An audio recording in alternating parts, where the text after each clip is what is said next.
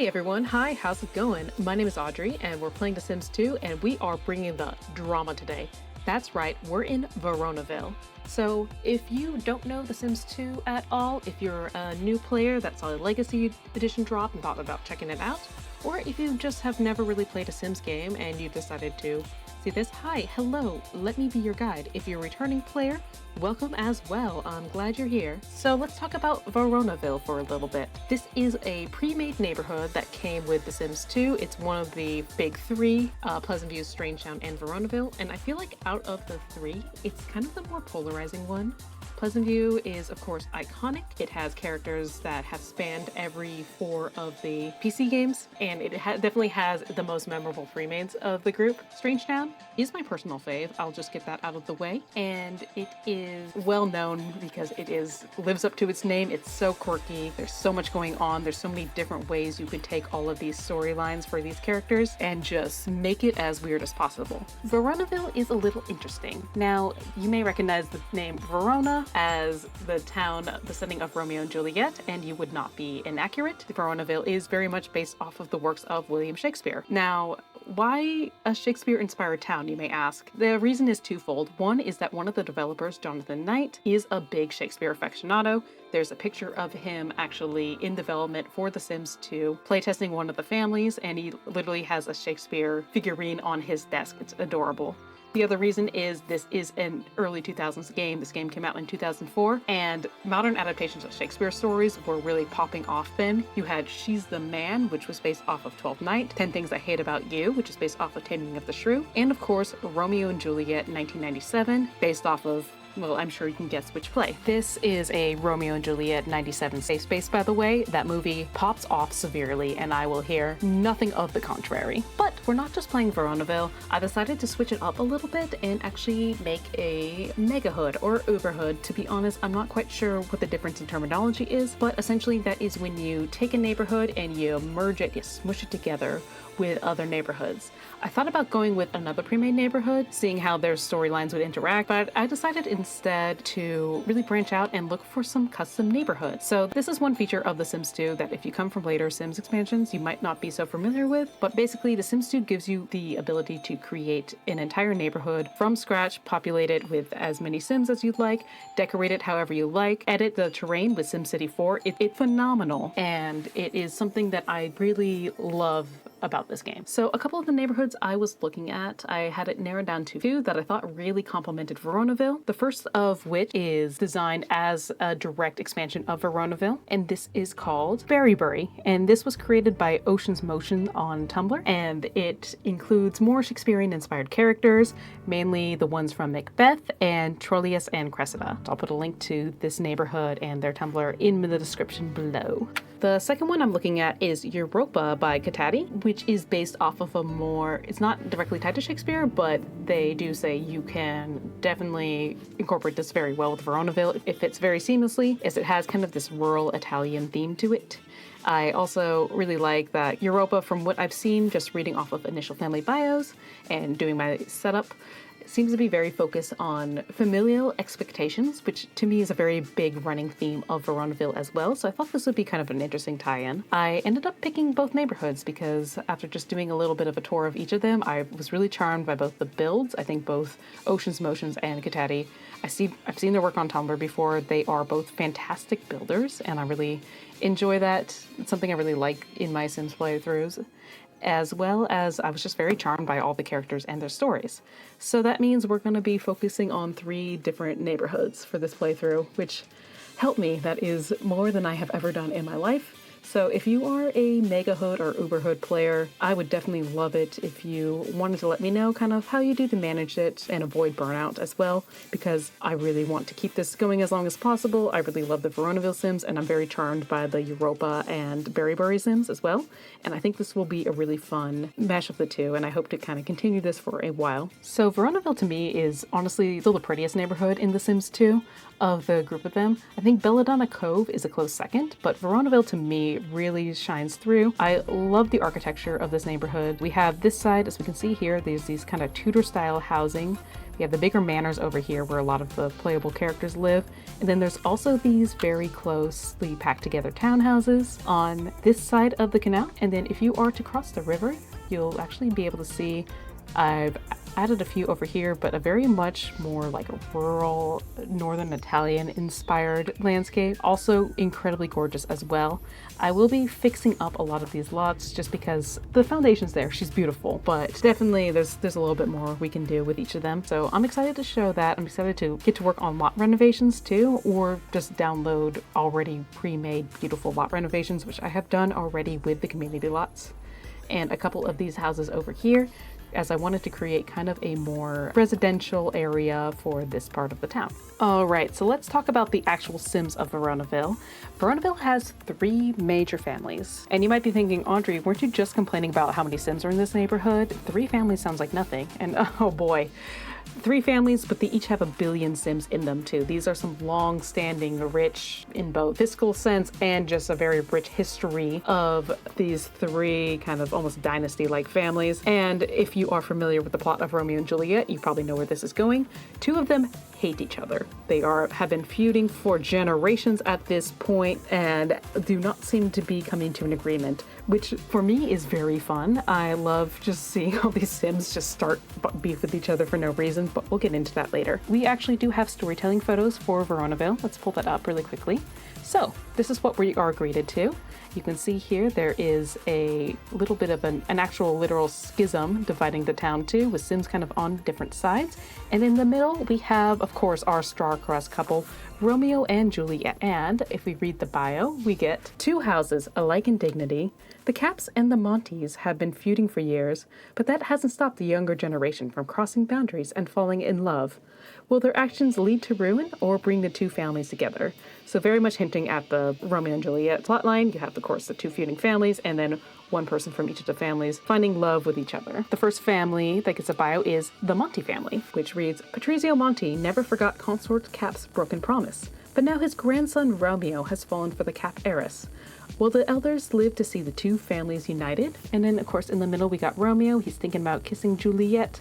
We got his family in the background. They look not so happy about this whole situation. And then we can see their house, which is this gorgeous Italian villa in the background. And then, of course, we got the Capp side, which is Juliette Capp has fallen for Romeo, the golden child of the rival Monte clan. Can the Capps set aside their grudge and put Juliette's happiness first? And you can see here Juliette is confiding to her sister about Romeo while the rest of her family is not happy. Except for actually Mr. Consort looks like he's just kind of asleep in his chair, but we're just going to ignore that completely. And then of course we have the summer dreams. So one thing I do love about Veronaville is all the characters wear just these outlandish face paints. I've default replaced some of them so they might look a little bit different, but I really tried to keep the spirit of that alive in this neighborhood because it's fun. It's based off of theater. Of course they're going to be colorful painted theater kids. Now we have the summer dreams, kindly nature, and zest for life have cast a romantic spell over Veronaville's youth. But will there be any magic left for Puck?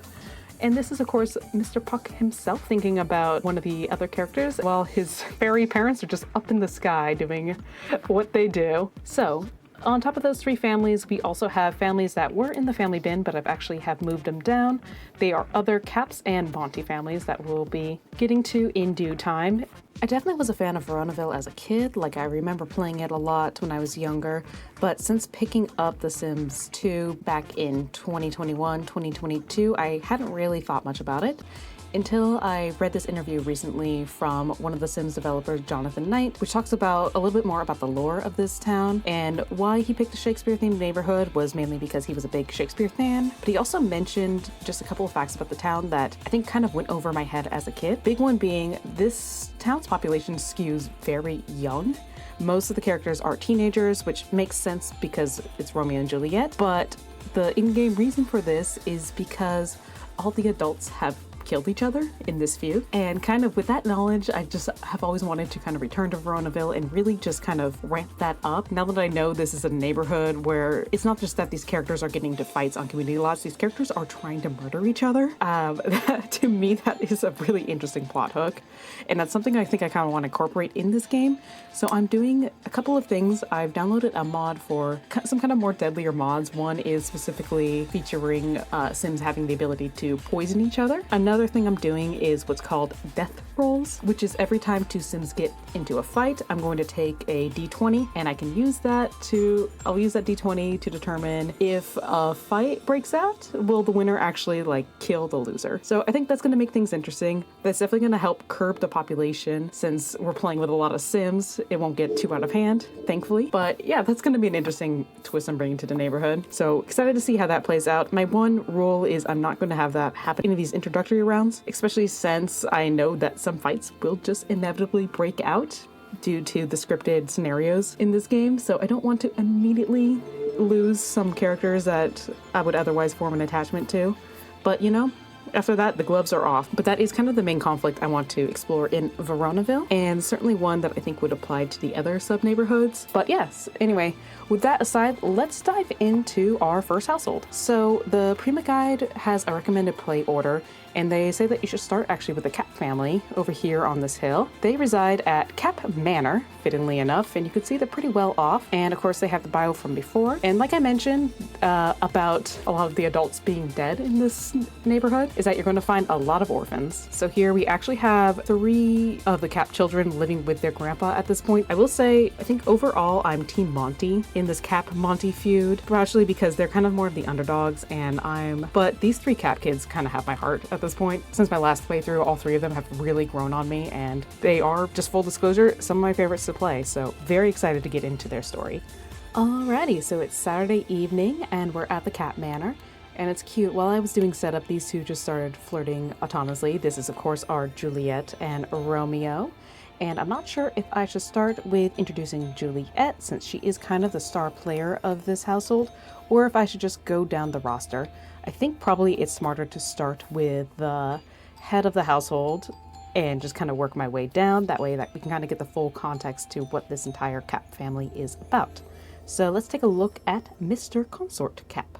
Alright, so here is Grandpa Consort. So I pulled up his Wikipedia page just to check a couple of things, and I just saw this paragraph that starts with, although 10 members of his family are old enough to work in a career at the start of the game, Consort is the only one of them who holds a job, which I think perfectly describes what his role is in this family. He's kind of the only one keeping this shit together. Consort's based off of 2 different characters from Shakespeare. The most obvious one is Juliette's father, Lord Capulet. Kind of holds the same role in this circumstance. He's a little bit more of the overbearing paternalistic figure to Juliette, and that's kind of where the game starts him off as someone very disapproving of her most recent actions. The other character, and we'll talk about this a little bit more once we get into the giant Capp extended family, because there's a lot of Capps.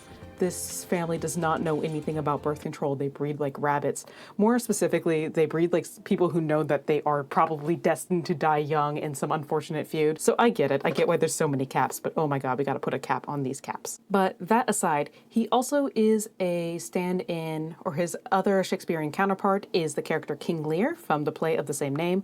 In King Lear, he has 3 daughters, Goneril, Regan, and Cordelia.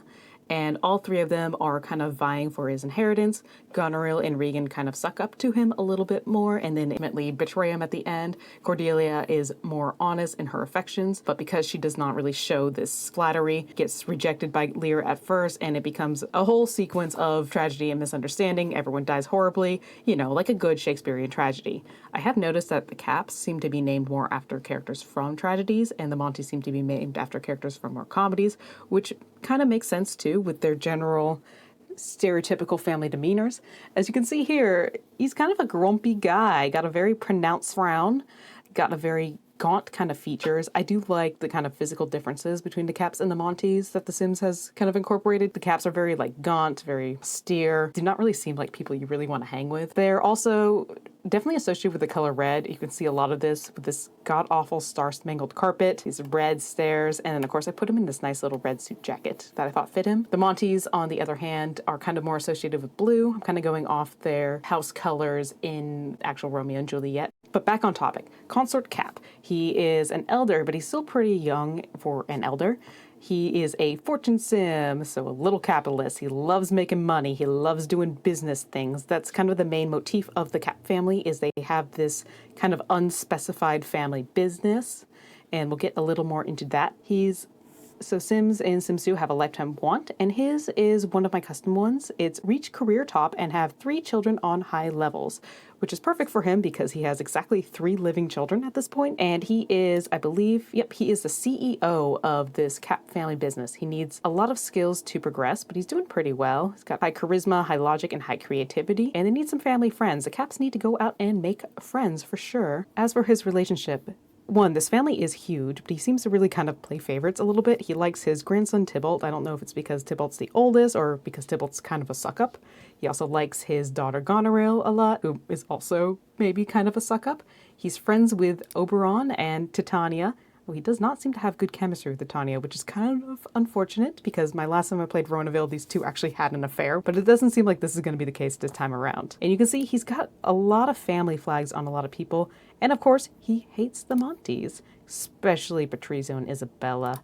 Those wretched Monty. I am not kidding, this family tree is extensive. Look at this.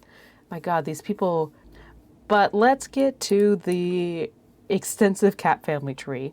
So Consort's parents are Andromache and Hector Thebe, which, fun fact, the Thebe family is in The Sims 2, or in The Sims lore, royalty. They actually apparently show up a lot in The Sims 4. I'm not super well versed in Sims 4, but I did watch Plumbella's video that kind of covers the life of Princess Cordelia Thebe. And wow, she sounds fascinating. She fought a kraken. She has 3 pirate boyfriends that live with her. She sounds so dope. I kind of wish even a fraction of that swagger got passed on to Consort, but it didn't. But that's kind of all of his side of the family tree. It got pruned a little bit in this clean template, but the most interesting is his late wife Contessa, who we can see here, and their 3 kids. Her side of the family tree is actually what carries on the Capp name. The Capps are matrilineal, which I find really fascinating. Their founder was actually Cleopatra. Yeah, the literal Cleopatra was the founder of their family. They had a daughter named Scribonia. She married Octavius Capp, whose maiden name was Caesar. He was the child of Julius Caesar. They had Contessa, who married Consort. So that's kind of one of the big things about the Capp family that I find really interesting, is that their lineage is matrilineal and their family business that they're supposed to be running is primarily held by female heirs, which means that when we talked about the Monty family bio alluding to Juliette being the heiress, they mean that actually quite literally. I've taken that to kind of mean that Juliette is kind of at the seat of succession in this household. She is the eldest daughter of the late Cordelia Capp, who is the eldest Capp daughter, which kind of puts her in a really interesting position. And we'll talk about a little bit more once we actually get to Juliette. So he has 4 kids in total. Cordelia, who passed away, Goneril, and Regan Capp, and a son named Kent. So all 3 of those characters from that generation are all from King Lear. Goneril, Regan, and Cordelia were the daughters I mentioned earlier, and then Kent was like a Duke of Kent that also followed Lear around for most of the play as well. So yeah, a lot of kids. Cordelia and Goneril have 7 children between the 2 of them, which means that there are 7 Capp grandchildren to talk about. Very excited. You can tell by the grayed out portraits, Contessa and Cordelia have recently passed away and have left these 3 in Consort's care. See, we mentioned his position as CEO. And let's get to his simology then. So he is a Scorpio. Yeah, I could have seen that coming. He's very neat, little on the shy side, a little active, more serious, and then pretty grouchy. Definitely a little more of a... The Capps kind of are a little more just jerks overall. And let's see what his bio reads. Consort Capp was once associates with Patrizio Monti. What led to the end of their relationship, and can it now be salvaged? That is a really good question. Considering everything that's gone down, it's unlikely, but you know, anything could happen here. This is The Sims. We can play this game however we want. So one thing Sims 2 also has going for it is that we can actually look at their memory panel here, which actually tells kind of a rich and detailed story for all these Sims backstories.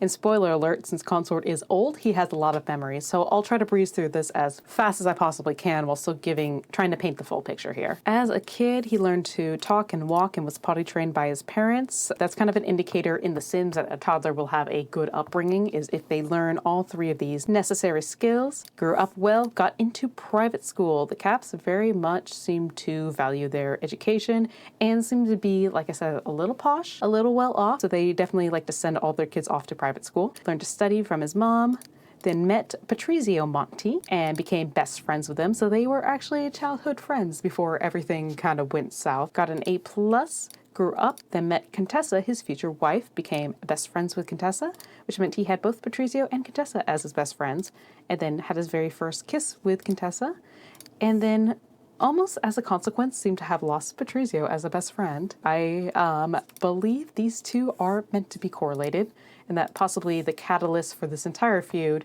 is because these two were possibly fighting over Contessa. Isn't that just the way? But yeah, then he grew up well, got a job in the Capp family business. He's a business boy now, got a promotion, made out with Contessa.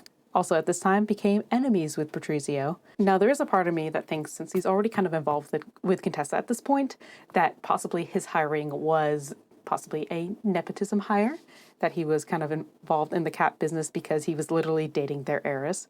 At least that's what I'm taking and running with in my story here. And then as an adult, his parents died, and you can see here they have brown hair in their portraits, which means that they never reached adulthood and that they possibly died prematurely, which is kind of a running theme in this neighborhood, as I've mentioned earlier. Then he met Isabella, who is Patrizio's wife, and became enemies with her, and then got more involved with Contessa. They actually got engaged and then married very quickly afterwards, and then they've woohooed, of course, because they have to start having all these kids too. So the eldest daughter is Cordelia, and then he taught Cordelia a couple of skills. She grew up well. She actually got into private school, and then had his second daughter Goneril. Taught Goneril some skills. Goneril got into private school. Had his third daughter Regan. Taught Goneril how to study. Taught Regan how to talk. So he's a very involved parent, which is one thing I will say that Consort has going for him, is that he actually seems to be a pretty solid dad at this point. Had his son Kent. Likewise, got Regan into private school, taught Kent some things, taught him how to study, then kept getting promotions. Everyone was growing up pretty well. Let's see, he met Oberon and Titania, who are his fairy friends. Met Claudio and Antonio Monti, who are Patrizio and Isabella's sons. We're growing up well, too, so everything's going pretty well. Oh, he met Caliban. That's also important. That's his son-in-law. That's Cordelia's husband, who has also passed away. But Cordelia got engaged and got married, and then shortly after, looks like he started having grandkids, which is Cordelia's first son, Tybalt, and then had Juliette.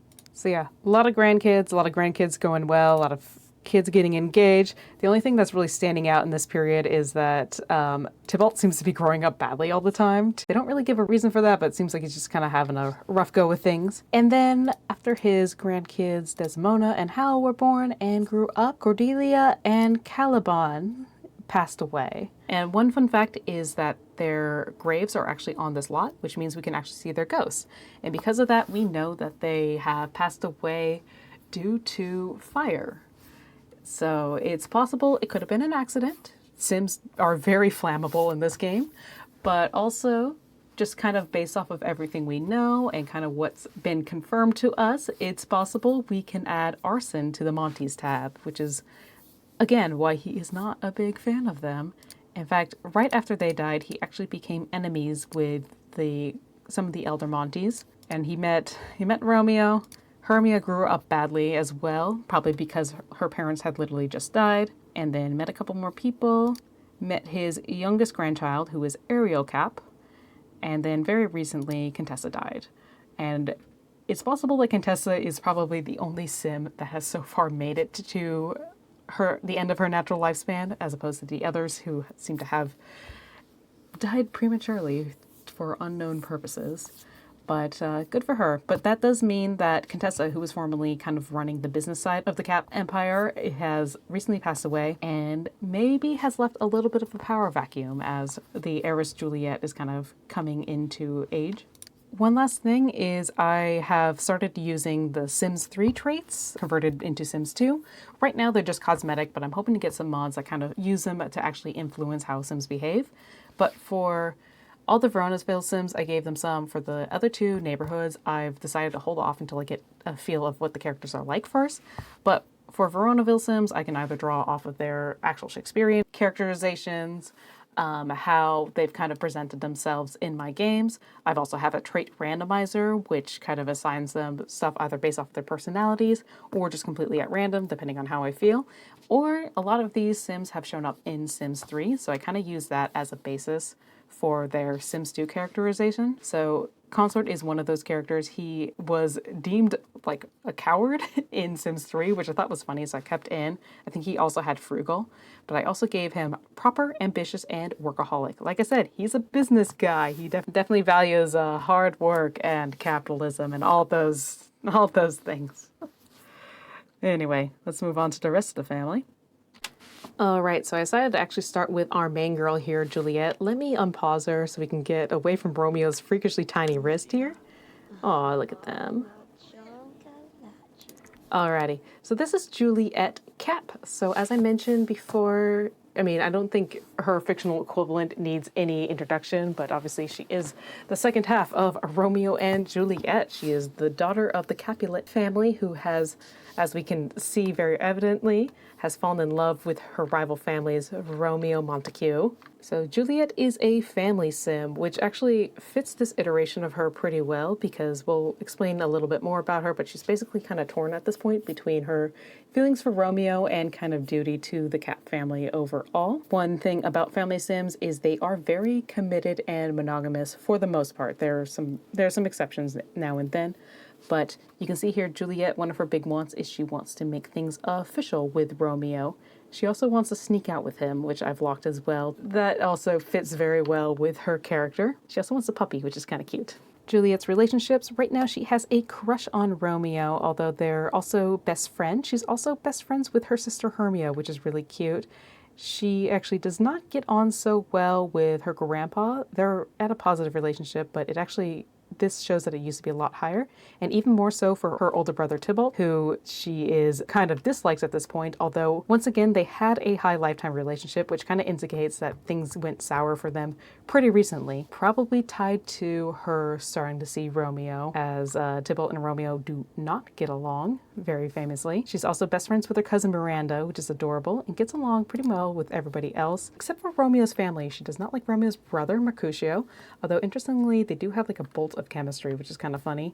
And then she does not like Romeo's grandparents, Patrizio or Isabella. So even though she has this thing going on with Romeo, she still is not a big fan of the Monty family in total, which is kind of interesting. Romeo to her is more of an exception to the rule than, her wanting to kind of reconcile with the Monty family because of her feelings for Romeo, which I think is kind of interesting. It's also, like I said, very possible that their parents are responsible for each other's respective deaths too, which kind of makes them pursuing a relationship pretty scandalous in the scheme of things.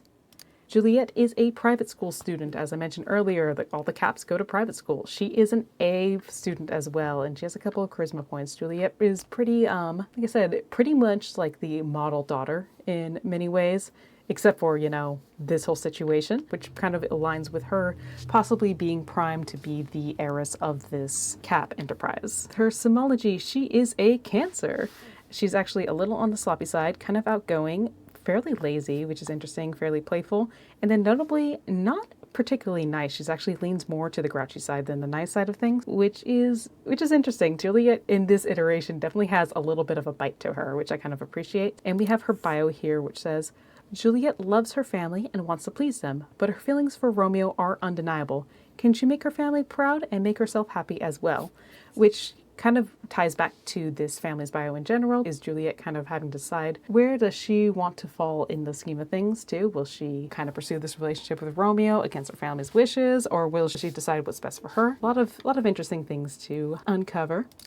Let's see here. Her memories are pretty positive up until her parents passing away, unfortunately. And of course, her sister growing up badly as a result. And then of course, losing her grandma very recently. Kind of the only thing of note is that she made best friends with Hermia, which is really cute. And of course, she met Romeo. I think they met when they were both children. And of course, had her very first kiss with him very recently as well. And that's been kind of Juliet's life for the whole part. A lot of love and death. Very typical for the character Juliet. And then for her traits, I gave her hopeless romantic, which I think fits, proper, which kind of seems to be the general Capp trait. She's also a workaholic, once again tying into the Capp's very hyper business focused values. And then she got night owl randomized, which I kind of kind of liked that Capp, kind of ties into her maybe wanting to sneak out at night to be with Romeo. That's Miss Juliette in a nutshell. I like this version of Juliette a lot. Obviously, she's probably one of the most well-known characters in any work of fiction, so I feel like there was a lot of expectation to, make her somewhat interesting, and I really like this decision to have her be this inheritor of this family business. I think that puts a lot of pressure on her shoulders, on top of her secret or not so secret relationship with the child of a rival family. Another thing I do want to note that is interesting is that since she is the family heiress but also so young, it's possible that she may have other targets on her back that aren't just from the Montes as well. Some of her other family members, for example, might not be too happy about that and may be trying to make a play for power, especially after her grandmother just passed away. So I think this puts Juliette in a very interesting position. There's definitely kind of a lot on her shoulders right now, maybe stuff that she's not even quite aware of yet. And I'm excited to see how this version of her character plays out. Her, 4 nice points definitely gives her a little bit of a bite to her. So she definitely kind of knows how to play dirty when she needs to. And the traits I gave her with her being a workaholic too kind of shows that she is a little bit ready to kind of make a play for power. But now let's move on to her siblings. So the 2 remaining Capp siblings, Tybalt and Hermia, are hanging out in the dining room next to some more god-awful star-spangled carpet. And they're having a little bit of a stare down. I think they just realized that they went to the same barber and are trying to figure out who's pulling off the haircut a little bit better. It's definitely Hermia, but Tybalt. Tybalt is a piece of work and unfortunately one of my favorites. He's a popularity sim, which is a very funny choice of aspirations because he does not get along well with anyone. In fact, his want that I have locked in is he wants to win a fight with Mercutio, which if you know their equivalents in Romeo and Juliet is very fitting as these 2 characters literally fought each other to death. Tybalt in Romeo and Juliet is Juliet's cousin. Here, obviously, he's been changed to be her brother, which is kind of common in some adaptations. I know West Side Story does this, and it kind of, the fact that they are even closer related kind of, I think, puts even more strain on their dynamic. As mentioned before, they do not seem to be huge fans of each other. In fact, Tybalt does not really seem to like anyone. He, of course, hates Romeo, they're enemies. He seems to just not get along with a lot of people, including a lot of his extended family for some reason. Like, why are you beefing with your baby cousin, bro? This is so pathetic. And of course, he hates Mercutio. Notably, they also got a bolt of chemistry. Just saying. Tybalt's also in private school, but he's not doing very well. He has a C-. As far as skills, he's actually maxed out in body, which kind of fits his Romeo and Juliet equivalent, who's supposed to be this expert swordsman. And body skill is what the Sims 2 uses to determine who wins a fight or not. So this guy can definitely throw hands, which is bad news for the Monty family. He is a Gemini, just like my little brother, and he is very outgoing, pretty active, and then more on the serious and definitely on the grouchy side. He definitely got the Capp grouchy gene for sure. And his bio reads, outspoken but surly, Tybalt is proud to carry the Capp name. Will his pride and hatred of the Montes ruin his sister's Juliet's chance for happiness with Romeo? Probably. I mean, Tybalt is a big Romeo hater in both the play and in this game, so it's likely he is going to cause some trouble for the young lovers. We saw a little bit of his memories. There's a lot of red going on here. He's not really had an easy go of things for some reason, even though he learned all his toddler skills too, which is usually how The Sims 2 indicates that people have somewhat good upbringings. He still grew up pretty badly, always been kind of a problem child, which is why it's almost good that he's got Grandpa Consort kind of in his corner, but also Consort's not a good person either, so I think Consort is possibly making Tybalt even worse, which is unfortunate. He made enemies with Mercutio. I think this was back when they were children, so these 2 have just always hated each other since day 1. Grew up badly, made enemies with Romeo too. I think this was actually a little more recent when he was a teenager, and then of course his parents died. Hermia grew up badly. His cousin Miranda grew up well, maximized the body skill too. He's been probably lifting weights so he can beat up more Montes. God bless. Met Ariel, and of course Contessa died. And the traits I gave him kind of tie into his fictional equivalent. He's hot-headed, very much so. Athletic, which ties into the high body skill and being able to fight a lot. Cat person, because he's called the Prince of Cats in Romeo and Juliet a lot, and dramatic, because he definitely is a little bit. And that is Tybalt in a nutshell. Let's move on to our very last Capp, who is little Miss Hermia. All right, so last but not least, we have the youngest child of the Capp family, which is Miss Hermia Capp. I like her little look. She's always kind of this snarky, broody goth girl, and I think that's kind of adorable.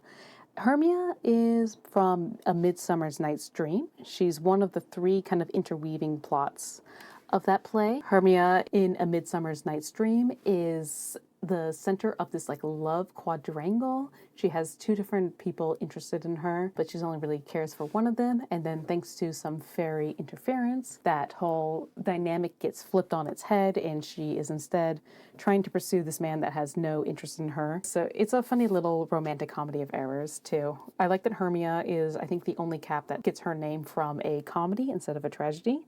That kind of makes her stand out a little bit more too. One thing I did change with her is she was originally intended to be a family sim, but there's a lot of family sims in Veronaville, so to avoid a redundancy, I actually made her a knowledge sim instead. I felt that kind of fits for her. She's kind of a little bit of a bookworm, so I thought that would be kind of a nice match for her. One thing is she does want to go to college, but she is a little bit on the younger side. I usually wait till teens are about to age up to send them out to college, so we're gonna have to wait from that. She also wants to have her very first kiss with Puck Summer Dream, which is adorable. As for her relationships, she is best friends with her sister.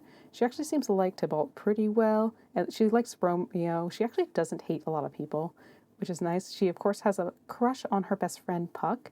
She's friends with her cousin. She gets along pretty well with a lot of people. She also has a crush on Mercutio, which kind of ties into her Midsummer's Night's Dream equivalent, where she's kind of at the center of attention from two different people. But kind of like A Midsummer's Night's Dream, she seems to kind of favor Puck a little bit more with that first kiss once. So we'll see how that plays out, though. The only people she really doesn't seem to like are her Aunt Regan and Uncle Cornwall, which both Regan and Cornwall are a little sketchy, so I can kind of see why she is a little more hesitant towards them. She's also a private school student. She has a C, which I think kind of marks that Juliette is a little bit more of the standout student in this case, but who knows, maybe Hermia might, as a knowledge sim, maybe wants to maybe improve her studies, or maybe she's just not that into school overall. We'll see how that kind of plays out. She does have a couple of creativity points. That's kind of her main focus. In fact, I don't think anyone has their predestined hobbies or has their one true hobby picked out yet, but I know Hermia's is literature, which I kind of leaned into a little bit for her. She's very on the shy side. She's pretty active and pretty serious, and her bio states, Hermia is smart, but on the shy side, like I said, she often wonders what rock her brother Tybalt crawled out from under. So I like Hermia. She's definitely supposed to be a little bit on the snarky side, and I think that's really cute. Her memories have been pretty much covered at this point by her grandpa and older siblings. She learned to walk from her parents, had a pretty nice childhood up until her parents passed away, unfortunately, in which case she became a teenager not too long afterwards and has a pretty bad memory of it, kind of tying to her parents' most recent death. She did become best friends with Puck, though, which is kind of adorable. And then, of course, most recently, her grandmother died. And then this is just me messing with her aspirations, so it's not really part of that. But I guess we could say maybe after her grandma died, she had less of a focus on, she kind of was questioning maybe some of her values, if she really valued family as the most important thing at all, or if she kind of has different priorities now. As for the traits I gave her, she is a bookworm, she's brooding, she's perceptive, and then she got randomized to have over-emotional, which I kind of like for her, so I ended up keeping. And that is the entire Capp family. Now we can actually start playing them. Alrighty, so we're going to be playing through the scripted events, which are going to include Juliette asking Romeo out. So let's see, propose to go steady with him, see if that works. Oh, looks like he agreed. That's good. Aw, that's so cute.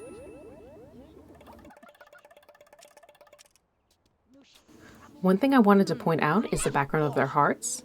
Juliette's is blue, which means that this is a good memory for her, but Romeo's is red, which means that he may be having second thoughts. And they're gonna have a very romantic pillow fight out in the yard.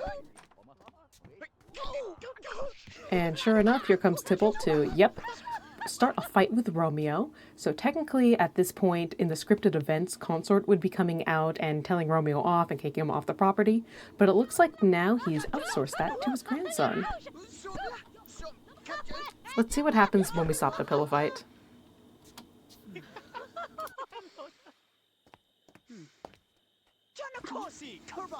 Yep, Tybalt's gonna start some shit, and in response, Juliette's gonna noogie him.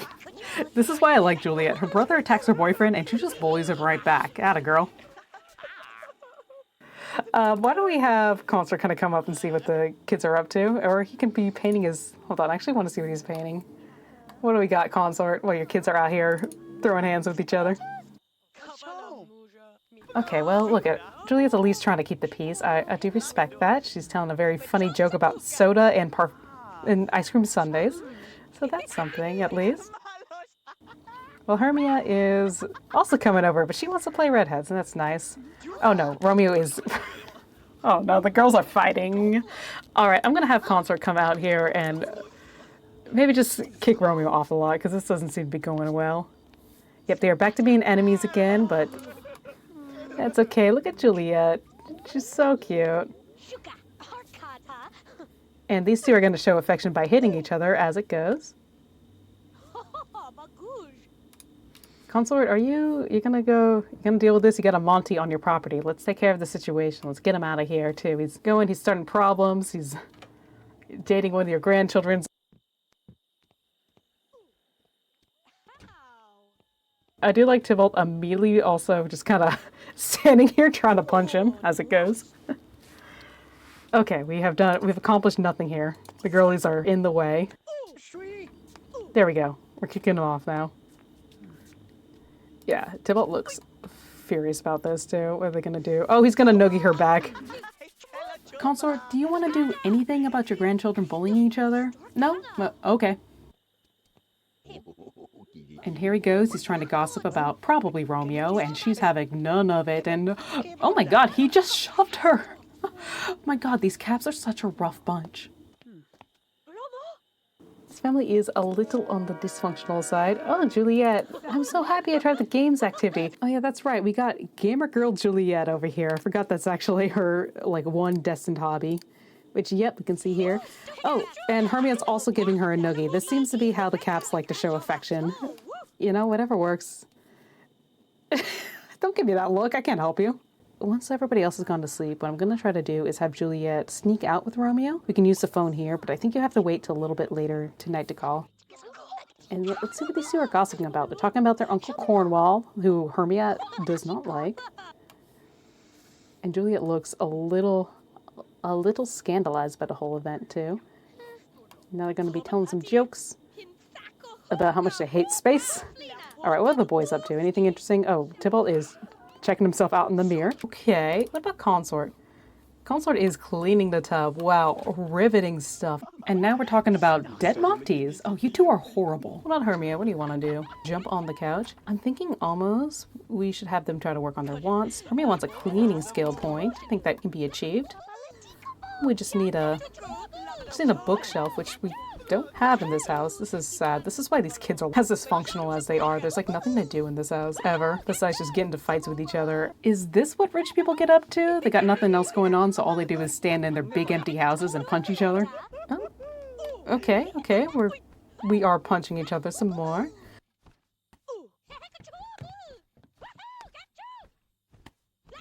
Yeah, we're all going to stand in the hallway right behind this very inconveniently placed fireplace. Oh my god. Oh my god, Consort, you fucking dick. You just hit your granddaughter. Jesus. Okay, wow. Okay, can we all stop punching each other for like 5 seconds? Grandpa, go make some dinner. We got our two options here. Mac and cheese and instant meal. Yeah, why don't we... Yeah, I can tell Consort's not much for cooking. Do something to, like, provide for your grandchildren instead of hitting them? What is wrong with you, sir? Yeah, I'm surprised. Like I said, there's not really much going on besides your, like... Oh, Tybalt's mad about something. What else is new? Nothing really here. You got the urn of your mother and grandmother. You got the sad stone floor. We got these beds over here. I like this leopard print bedspread. A very angsty little poster. I like this room over here. I bet this is Juliette's room because she's the favorite. She got like a nice little radio and this cute carpet action here. Definitely want to renovate the houses next time I play this family. I love their yard, I will say, too. I love this whole deal. Oh, shoot. We were supposed to have Juliette sneak out. I think we can still do that. Call sneak out. Perfect. Okay. Yeah, stop playing rock, paper, scissors with your brother and call your new boyfriend over. But I was saying, I love this yard. The only issue is it takes them like 10 minutes to get anywhere. So, sneak out, Miranda, Puck, Romeo. So what I think I'm gonna do next time I boot up this game is look for a... Cool, I'm gonna come pick you up at 1 a.m. Why don't we just go here for right now so we can try to... Ooh, oh my gosh, she is running. Oh my gosh, okay, Juliette, it's not that serious. But yeah, I want to try to find a slightly smaller version of this lot. I know that they're out there. Ooh, look, a little fishy. Yeah, definitely want to look for a smaller lot. Yeah, looking up at the stars. Ah, Juliette's so pretty. There is like a small chance that when Sims do this, they could get hit by a satellite. So I'm hoping that doesn't happen. That would be such a wild start to our Shakespearean tragedy. Consort, did you burn the mac and cheese? Come on, you have one job. These poor kids, their parents are dead, they're living with their terrible grandfather that can't even provide them with a nutritious dinner of mac and cheese because he never learned how to cook and he pissed off the only restaurateurs in town, and they're at the center of a very dramatic family feud. Interesting, they're talking about marriage. I can see Consort going, better marry well. Don't get with a Monty, they're all crooks. And they're both like, haha, yeah. Side note, I used ACR to randomize everyone's gender preferences, and both Tybalt and Hermia got bisexual, which I can't help but wonder what Consort would think about that.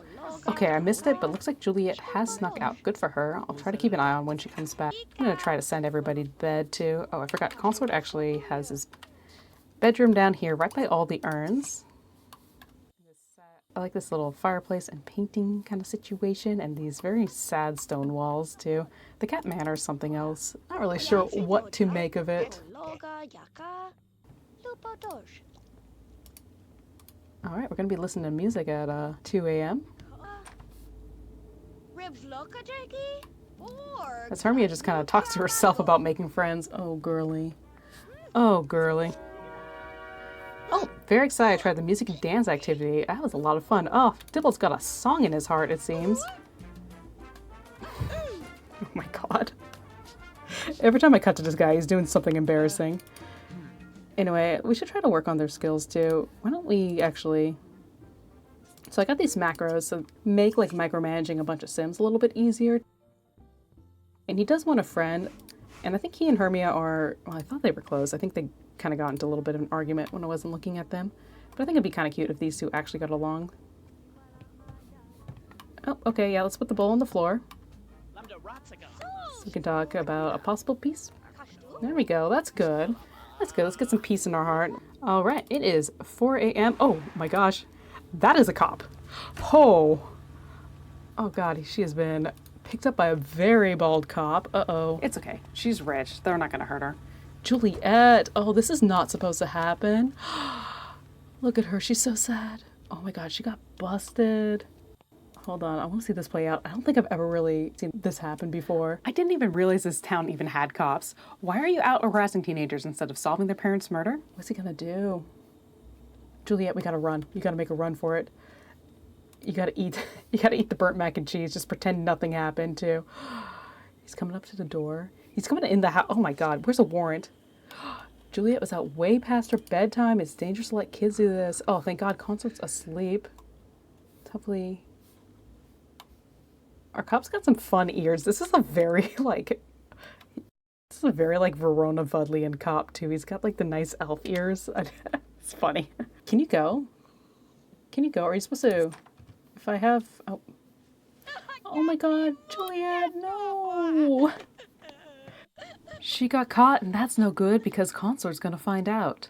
I think, actually, I'm gonna have him go and chastise her. Kind of yell at her for being out super late and getting arrested. Juliette, our golden child, look what's happened to her. She's become a delinquent. And the fun thing is now she actually gets a certain memory of it. Got busted for trying to sneak out with Romeo. Yeah, and that actually is going to hurt her and Consort's relationship. But such is a life. This is what Such is, oh gosh, she's so upset. Look at her. She's oh god, everything, all the mac and cheese has gone foul. Oh, there we go. Look at you two getting along. I bet they're sharing winged eyeliner tips. I think these two should probably get to bed. I think one of these rooms is Tybalt's, one is Hermia's. Tybalt get the wild leopard print one, and Hermia gets the nice soft blue one with the very artsy photo right here. Oh, and it looks like they've actually made friends now. Wow, they're actually on really good terms. That was, the macro has gone a little, oh my gosh, I just noticed he wants to, hold on, he wants to apologize to Romeo. That's new. I feel like maybe someone's turning over a new leaf. So I do want to keep this in because this is still like a scripted want. But what I can do is use this sim blender here and add a want lock and keep that locked as well, because I think that's an interesting choice and I kind of want to see where that goes. To actually try and extend an olive branch to Romeo, even though he's the reason why his sister got arrested, but you know, maybe he doesn't know that yet. What does Julia want to do now? She wants to get an A, get a cooking skill point, get a puppy, buy a bookcase. Okay, I think a bookcase is a wonderful idea since this house has like literally nothing in it. Maybe these kids would get less in trouble if they had something to do. There we go. And I like this. She wants to get an A, maybe to kind of get back on her grandpa's good side. But I am also going to put her to bed right now. Let's see. The other kids are sleeping. It's just us and Grandpa. I noticed Grandpa wants to get a charisma and creativity point, which is kind of tied to his job. Even though he does want to retire and he is getting up there, I kind of want to just see if he can get that last little promotion, because that will actually help him with this overall. Oh, look at him. He's happy. He's like, yeah, you know what? I think a bookcase will help these kids after all.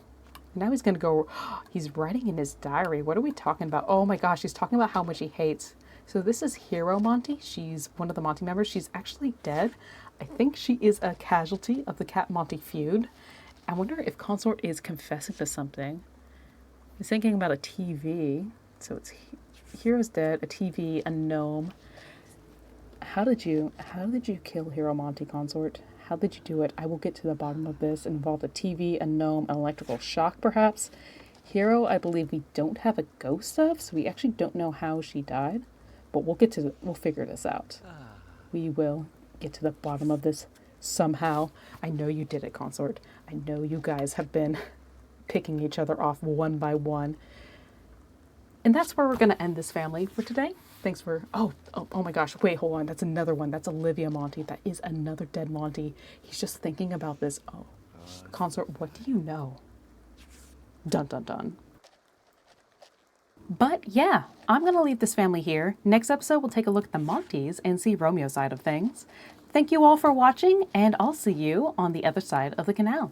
What about this teddy bear? Consort, what do you know? What do you know about the teddy bear? Consort, how does the teddy bear factor into this? I'm gonna solve this mystery. I'm gonna end this feud somehow. I know it. I just know it.